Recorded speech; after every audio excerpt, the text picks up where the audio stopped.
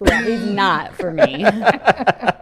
He's not. Oh yeah. So that story got real interesting and weird. Let us know what you guys think about it in the comments below. Maybe we'll talk about it later on. We got your mail. Let's move on to the next topic of the day. Since the return of Carlee Russel after her disappearance, many people online have been supportive and grateful that she was found alive after her disappearance, where others were skeptical and lashed out online to share conspiracies. Her defenders asked for calm, and her detractors continued to pick apart. I have so much. Yeah. This one we're gonna talk. We're not. I mean, I know we debated. Joey was like, I don't really know if we should talk about this. But I heard you. And I thought about it too. I was like, you know what? I went to other topics, but then when I look, it's like the number 2, 3, or number 3 thing that's everybody's talking about on Google and everything. It's a topic that's happening. We don't have to spend too much time on it, but I'm not going to gloss over it. I'm only going to say this. I do not want to speculate conspiracies. Yeah. I think that's unfair in any situation, because even if this is a sad situation where with all the conspiracies of her causing this, that means that something mentally is going on. I said the same thing. And that means that there is something that she still needs help with, right, that we still need to have compassion about, right, that we still need to have this idea of helping people and not just creating content because, well, she did this and there's all these conspiracies. So what? This person obviously needs help. This person, in whatever way it is. And then what if we don't know all the details yet to the story? We don't have all the information. Yeah, she could have searched all these things. Yeah, this could have been happening. But we don't know. Obviously, her mental state is not solid. She still needs help. She still needs compassion. And I don't know why we're so stingy with compassion and just want to blame and create all this hatred towards this person because she may not be in the right mind. Yeah. It just makes me angry. Feel like with a lot of things, people interject themselves. It's like, worry about yourself. Yes. Stop worrying about what other people are doing. Does this have anything to do with you? No? Okay, then. I'm happy she's home. Yes, we're all happy she's home. Yes. She's now safe from whatever it is that's going on. Mm-hmm. And she's getting help. Let them sort out whatever needs to be sorted out. Right. Quit worrying about stuff that doesn't pertain to you. It makes me mad that people are mad. Like I've heard some things of people being mad at her because of this happening. And I'm like, you're angry that somebody is going through something and did something that maybe they shouldn't have done. We don't even know yet. Mm-hmm. And that they're home and getting the help they need. Why is that something to be mad about? One of the things that was discussed on it is, and I think me and you talked about it a little bit last night, it was people are constantly, especially nowadays, being preached to, and then when they follow suit, they don't want to feel like they were duped. And when I say that, this is what I mean. We're constantly in these situations where a young black woman is being kidnapped, or any person of color is unalived, and something that happens where the narrative is, and if it's not a white person or a white woman, the media is not going to gravitate to the story or even give a damn. So in this one, early on, and I'll give people credit and the media credit. On this story, once it buzzed on TikTok to Twitter and everything, then the media gravitated toward it fast. It was as if like subconsciously everybody was like, this black woman, we're not going to ignore. We're going to report it. But everybody in the back of their mind was like, she's probably the worst thing that could happen to her. That's probably the situation. But we're not going to ignore it. And then once and then when she was found, it was like it's a good news story. But then immediately, people started to sniff out or feel or speculate. Now, whether those speculations are founded or not, that's one thing. But because I saw people online was like the conspiracy theories about, well, maybe she was maybe this, maybe that. It didn't fit the narrative of who she is as a person. And so like it was like you said, like calm down with all this negative crap about it. The good news is that is that she was found alive. It's like, what do you? One person on TikTok was like, well, what do you want? You feel like are you disappointed? Exactly. You're Like, disappointed that the worst thing didn't happen to her. What about you were all hopeful that she was found alive, and she was found alive. And the second she was found alive, you immediately go, how can we prove that this was all BS? Unfortunately, and then So what if it's BS? Then that became the argument. So what? Well, a couple things. One, there are people who are like, if it was BS, then what happens when the next time it happens to somebody else and it's real? No. This is what you do. Do you know how many times like kids have run away and we've sent out Amber Alerts and it was just a kid pissed off at his parents and they ran for off, running away? So the fuck what? We found the person. They're alive. They're getting the help they need. Right. This is obviously a cry for help, no matter if it's nationally a cry or locally a No, I cry. mean, Right, yeah. well, She didn't intend it to be a national thing. thing. It should be treated. Yes. But there are people that are concerned, especially black women, who are concerned that it could affect people believing and getting help in the next future. time. But Yeah. there's been so many white kids who have done this very right. thing. And Very that's thing. that's the facts.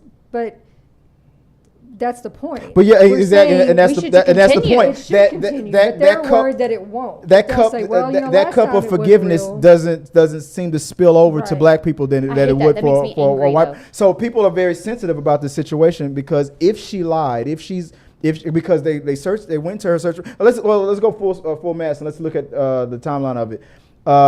So right off the top. Is it Carlee Russel from Alabama disappeared last week after claiming that she sees a toddler walking on the intersection. Russell told the police that she was forced into an 18-wheeler truck and taken to a home where she was undressed and photographed.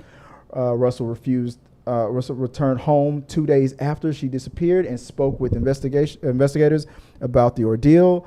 So Russell's cell phone records were analyzed, revealed searches related to Amber Alerts, bus tickets, stealing from registers, and the movie Taken.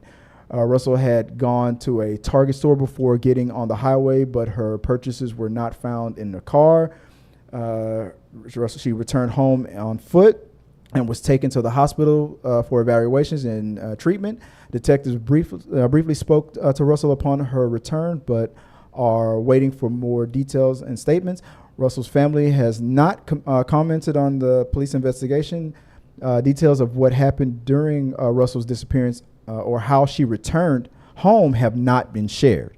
The police chief, Nicholas C. Durzis, stated that police found her car, cell phone, wig, and other items near the interstate, but not her Target purchases, which is for some reason Can a I focus. interject real quick? Go for it. On her returning home, they did the guy the chief police who did the speech said that she escaped a car, Right. walked through the woods and walked into a neighborhood and then walked herself home. Right. Ended up walking into her neighborhood to walk herself home. That's actually how. That's what she says said that she what got home. happened, right? Yeah. Moving on. Police did not find any evidence of the toddler. The story part of the story where she said it was a toddler in the road walking on the interstate. Russell's mother described her daughter as being in distress state upon her return. Now, the whole thing that everybody's what kind of happened on like TikTok, for example, was like the people who were naysayers when they piped up, then people who were supportive immediately, hit up like, why are you being so like that and blah blah blah. And then when the police came out with why did she search for the movie Taken? Why did she search about the Amber Alert they're before? running with it, I'm sure. Yeah. Now they have something. Now it's like, see, something's fishy about that. Now let's say for the sake of argument that this was fabricated and she did engineer this and it wasn't true. I said yesterday exactly what you're saying now. That means something, whether it's a mental state or something negative that's happening in her life at home, or for some reason she felt like she needed to get away. And guess what? There's something going on. And guess what? As a community, as a society, we banded together This person got to come home. And she got found. And she got found, and she came back alive. Right. That is a success. Right. That is a success. But the problem is people aren't going to focus on that. People are going to feel like, oh, you bashed me for not caring about women of color. I finally cared about a woman of color, and then this woman of color probably, fabric. So now they feel like they don't feel like they have to do it again. Nobody is getting duped. That's the thing. But they're going to say it. No, nobody got duped. Somebody was in trouble. Right. The trouble may not have been what you thought, but there's still trouble. Because people are bloodthirsty. They're upset that she wasn't found in a box somewhere. That's an unfortunate truth. Honestly, it's an unfortunate truth. And what we get to do as people in this podcast, as people who are not extremists, we get to go, there was still trouble. We still found a solution to trouble, and we got to come together as a society and show what we can do successfully for someone who ultimately hasn't been getting the success and support before. And guess what it did? It did good. This person is home alive. No matter the reasons of what all this happened for, she obviously needed help. She's getting the help that she deserves to get, because every person deserves help. And we contributed to that. We shared the things we needed to share. We talked about the situation. And instead of focusing on the fact of how she may have done your mental state wrong because you had to put in work for somebody who you felt lied, people who need help still lie. People who need help still do things that maybe don't make sense to you. Right. That's why they're making these extravagant cries for help. Yeah. This could have been the only way she felt like she could have gotten help. It may not have been the accurate way or the nice way or the appropriate way, but people who need help don't do things like that. Right. So it's still a success. She came home alive. She's in the hospital. She's getting the help she needs. Her family is there to support her. And I feel like we just need to consider this as a success. We banded together, we spread the word, and this person now is where she needs to be. Yeah. We could easily move on and go, oh, look, okay, all's well that ends well. She was found alive. That was the outcome you claimed you wanted. Yep. You want the fact that she was found. Now it's like all the bloodthirsty a-holes out there is like, no, because what is I'm always accused of bringing up John Campy. What does John Campy always say? When your speculation become expectation, that's when we have a problem. You wanted to find that, you expected her to be not found alive. That's what most of y'all, the naysayers, wanted. And when it wasn't that situation, then you was like, no, foul. Dude, you weren't robbed of anything. Nope. I mean, I honestly feel like let's say anybody who would go to this, let's say 100% that this was all orchestrated and fabricated and she did this, then that means something's going on. It's because people are stingy with their compassion. Their compassion was the only thing that was taken from them. Yeah. That's it. Compassion was the That's a good way to only put it. thing taken from you. And because you are so stingy with your compassion, it's like you feel like you have a finite amount, which you don't. Everyone has an infinite amount of compassion. It's not finite. So give compassion, give grace, and move on. Yeah. I was trying to find the right way to. People don't know how to move on. I know. Yeah. It's very frustrating. What was that? What did you say, I babe? said people don't know how to move on. Yeah. And I was trying to find a right way to put that. You coined it perfectly. You have people that feel like they have a finite amount of empathy, compassion, and understanding. Yep. And they were like, well, no, you tried to make me feel guilty for giving a damn about a black woman. I gave a damn about this one. And that was it. Yeah, but that's the situation in America. So Chris Rock said it on not this last one, but the previous, or maybe it was an interview. He said black people in America to achieve certain things have to be, no matter what the field is, for people to give a damn, they have to be the best in that. Like he said, on my street, I live next to like LeBron James or whatever. All these, and Jay-Z lives on the same street that he says that he lives on. And there's a dentist. And they're exactly, you know the sketch? He said, yeah. He says, they got the number one basketball player, the number one black rapper, the number one comedian. But the white guy that lives right next door to him is just a fucking dentist. That's it. All that guy has to be is a dentist. Nobody gives a shit about him, but but he gets to still live in the most luxurious street in the world. But black people have to be the greatest to live on that street. You know, when people talk about just in general things, they're like, I do 1,000 things right every day. Right. The only thing anybody cares about Is is when I the do one something wrong wrong. thing that I did. Nobody ever goes, well, yeah, but you did all these other right things, so yeah, nobody. I know. It's just no. We just ignore all those things and only go, yeah, but you really messed up over here. It's society's gaslighting. Yeah. It's really what it is. Society's gaslighting. Literally, we can't allow people to just be people, to be human.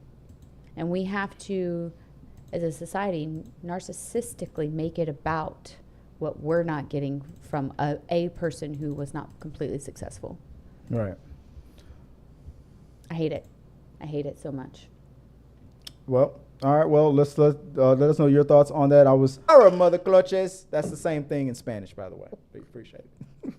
Hey guys, thanks for watching this video. I really do appreciate it. Hit the subscribe button, like, and comment your thoughts on this topic or any topics that you think that we should talk about in upcoming videos. Also, you can follow us at T3 Medias on Instagram, Twitch, Facebook, TikTok, Twitter, and we also have a T3 Media Studios podcast where we post our movie reviews and episodes of The Rundown. Till next time, guys.